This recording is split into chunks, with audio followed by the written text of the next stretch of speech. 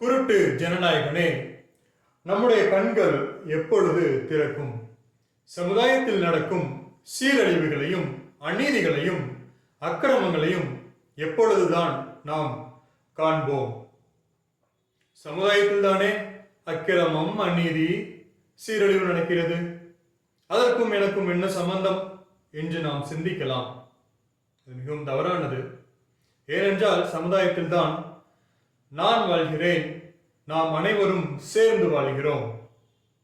நான் வாழ்கிறது நாம் அனைவரும் சேர்ந்து வாழும் சமுதாயத்தில். சமுதாயத்தில் நடக்கின்ற பிரச்சனைகளை நம்முடைய ஜனநாயகத்தின் வழியாய் நம்முடைய அரசாங்கம் அதற்கு ஏற்றாற்போல், பிரச்சனைக்கு ஏற்றாற்போல் அதற்கு உரிய தீர்வை சிறந்த வழியில் கொடுக்க வேண்டும். என்னுடைய பிரச்சனையை நான் பார்த்துக் கொள்வேன். சமுதாயத்தில் இருக்கின்ற பிரச்சனைகளை சிறப்பாய் செய்வதற்கே அரசாங்கம். ஜனநாயகத்தின் குருட்டுத்தன்மை நம்மை பல விஷயங்களை காண இயலாமல் தடுத்திருக்கிறது. சிந்தித்து செயலாற்றுகின்ற ஒரு அரசாட்சியை நமக்கு தேர்ந்தெடுப்போம். ஜனநாயகனாய் ஜனத்தின் கடமையை உணர்ந்து நாம் செயல்பட வேண்டிய காலம் இது. சத்தியத்தின்படி நிற்காவிடில் நாம் வீழ்ந்து விடுவோம். தமிழ் சமுதாயம் அழிந்து போம்.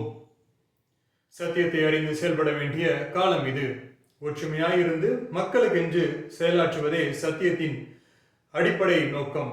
இந்த அடிப்படை நோக்கத்தை தவறிவிட்டு தன்னுடைய சுயநலத்திற்காக செயல்படும் எவரையும் நாம் ஏற்றுக்கொள்ளவே கூடாது.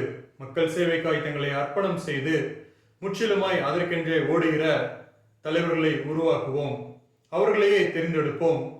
அவர்களை நம்மையும் தலைவர்களாய் மதித்து, அதாவது ஜனநாயகனாய் இருக்கிற நம்மையும் தலைவர்களாய் மதித்து, தங்களையும் தாழ்த்தி தலைவர்களாய் இருந்து செயல்படுகிற ஒரு அரசியல் முற்போக்கோடு சிந்தனையோடு நாம் செயல்பட வேண்டிய கட்டாயத்தில் இருக்கிறோம்.